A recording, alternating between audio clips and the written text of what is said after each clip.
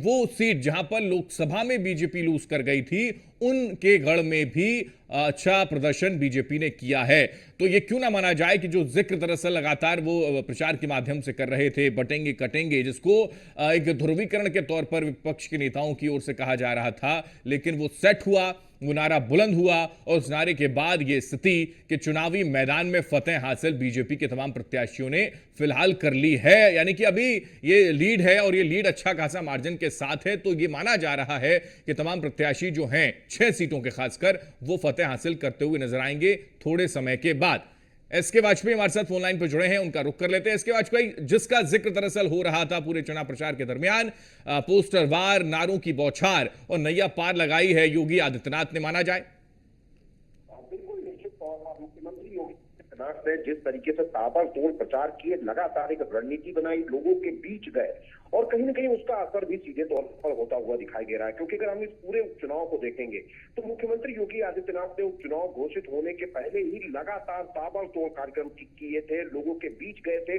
30 मंत्रियों की फौज मुख्यमंत्री योगी आदित्यनाथ ने मैदान में उतारी थी, जिसमें 3 मंत्री, जिसमें एक कैबिनेट, 2 राज्य मंत्री शामिल थे, जिनको एक एक सीट की जिम्मेदारी दी गई थी कि आप वहां मौके पर जाएं, लोगों के बीच रहें, चौपाल लगाएं, उनकी बात सुने, उनकी समस्याओं को सुने, उनका निराकरण कराएं। अगर कोई भी ऐसी चीज है जिसका निराकरण नहीं हो पा रहा है तो उसको मुख्यमंत्री कार्यालय को बताएं। हालांकि इस पूरे मामले को लेकर मुख्यमंत्री बीच बीच में वो मंत्रियों के साथ बैठक करते रहे, खुद भी लगातार एक एक सीट पर जाकर 3 से 4 बार मुख्यमंत्री ने कार्यक्रम किए और जब उपचुनाव घोषित हो गया उसके बाद भी मुख्यमंत्री ने 2 राउंड का प्रचार इन सभी 9 विधानसभा सीटों पर किया है, चाहे वो 8 भारतीय जनता पार्टी के कोटे की सीटें रही हो या फिर एक आरएलडी के कोटे की मीरापुर सीट रही हो। हर सीट पर मुख्यमंत्री 3 से 4 बार गए और सीधे तौर पर वो चीजें जो मुख्यमंत्री ने लोगों को बताई वो लोग सुने। और सबसे बड़ी बात यह है कि समाजवादी पार्टी का गढ़ माने जाने वाली सीटों में भी भारतीय जनता पार्टी बेहतर परफॉर्म करती हुई दिखाई दे रही है।